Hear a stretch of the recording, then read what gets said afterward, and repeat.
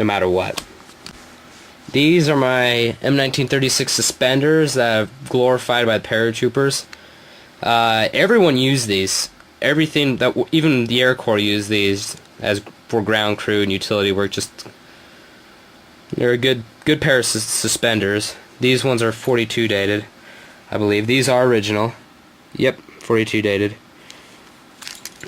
I got these for $25 off of eBay because someone didn't know exactly what they were and they were cleaning out Grandpa's basement. Good example of a good deal. A lot of people ask me where they can get cheap repro German stuff for movies. The fact is there is no such thing as a cheap German repro item, and so you're best looking for East German gear. This is an East German envelope cap. Even today, German stuff, the designs really look like that of World War II, minus all the swastikas and everything, like SS. And here's some of my Air Corps stuff. This is very weak right now, but I'm trying to get a hold of some Air Corps patches. Here's some examples. We have the 15th Air Force, a cadet patch, 4th Air Force. 3 examples of just the Air Corps symbol. These two are essentially the same. And this one, if you ever find a patch that has green snow instead of white, like that means it's an early war patch. We're talking 41 and before. So if you ever find something like that, that's really fun to hold on to. And usually you could tell if it's an early patch is all the snow, and I mean thick like this. There's no adhesive or anything. That adhesive is a telltale sign that is not real issue patch from World War II. And then this one's 3rd Air Force. The 4th and 3rd Air Force were both essentially training air forces within the United States as well as guard forces. If I had more, I could use those as examples. And of course that's trainee, as I said earlier. The 15th Air Force served in England as well as North Africa.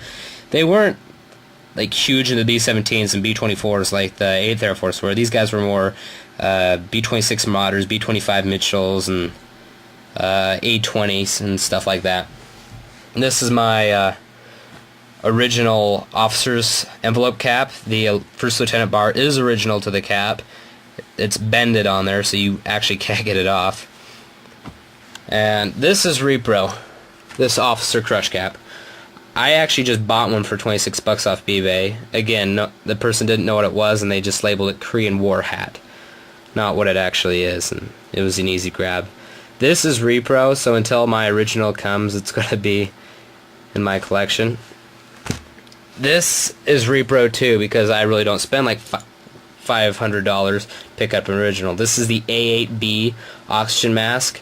This was commonly used by air crews on board B-17s and B-24s, and in fact, if you really want to see these bad boys in action, watch Memphis Belle, and you'll see the air crew wearing these with the inflatable bag, and this would attach into the oxygen system. And these are Air Corps headphones that I picked up at a gun show for $25. Gun shows are a great place to go if you're looking for memorabilia, because there's always vendors out there.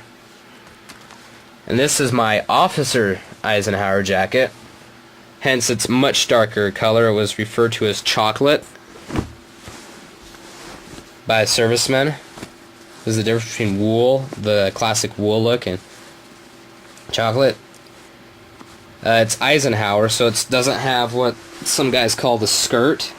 Eisenhower's came about in about 1943 and is named after the general because the general was famous for wearing it. I haven't quite finished.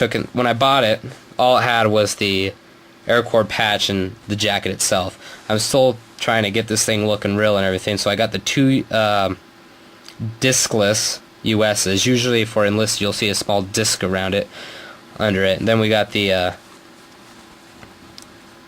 pilot wings right here. These are actually my dad's pilot wings, and so this jacket's a bit more closer to me. But they're the exact same thing in World War II, that galvanized wing look. But by the time I'm done, I'll have prop and a wing and prop symbol right there, and a wing and prop symbol right there, and hopefully a presidential unit citation right there. Right here we have a British-made World War II map case. This I was buy it now on eBay. These are still quite common, but it's always good to get one. This is original, just like that just like most of the stuff I have, and it's dated 44. A telltale sign that something's British made is the LD right there, like limited. Instead of like CO, like how the US ends their companies CO or incorporated, the Britishes are always ended, or usually ended, in that LTD for limited. Here's some more uniforms of mine. This is an original pair, second pattern HBTs. If you have a second pattern HBT, they're quite distinguishable by the hip pockets. They're not halfway down the leg like you see on most combat patch. You see they're all the way up there and not right there.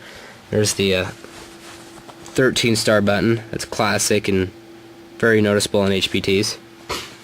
These go for about $200 on eBay now. These things are quite desirable, and you'll see the BAR gunner from Saving Private Ryan wearing those under his M41.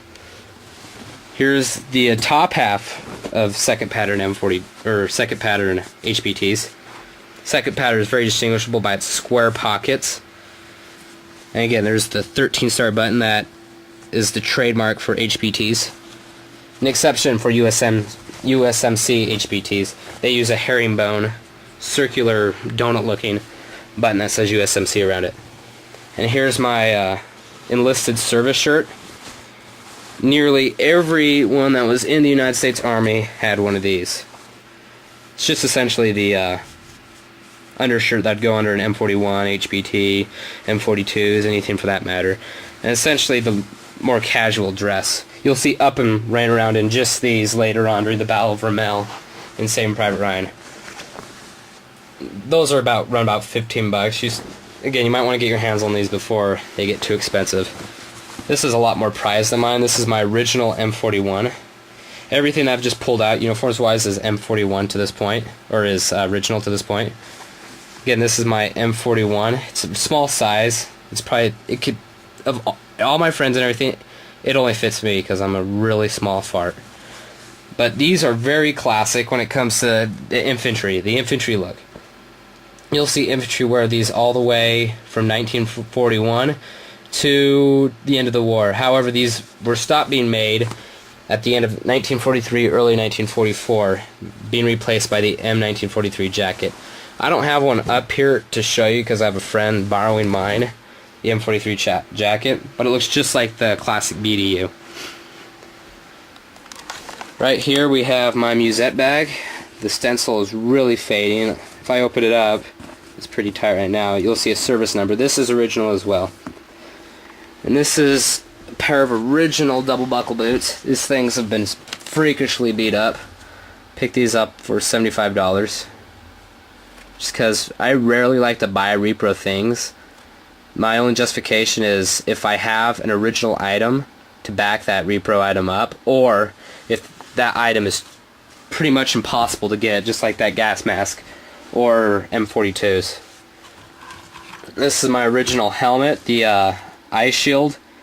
The paratrooper eye shield is original. Of course, the junk up in the net isn't. The net isn't, or the net is original, but the chin strap isn't. I reline this. This is a World War II liner, but I end up relining it because it was beat up. And so that's my airborne, the helmet I use for airborne impressions. This is my other like World War II helmet. I have several front seam helmets. That's a telltale sign when it comes to World War II helmets, is that front seam right there. Post-war helmets will have a seam in the back of the helmet. But this one, the net is repro, the chin strap is repro, and the liner is post-war. Korean liners are really good for World War II reenactments or movies because, unlike most liners, they still have that notch for the chin strap. The helmet on this is original. It's a fixed seam, right, or a front seam fixed bell. You can barely see it right there, but the straps are repro because the straps were beat up on my other one. There's a helicopter helmet. We'll just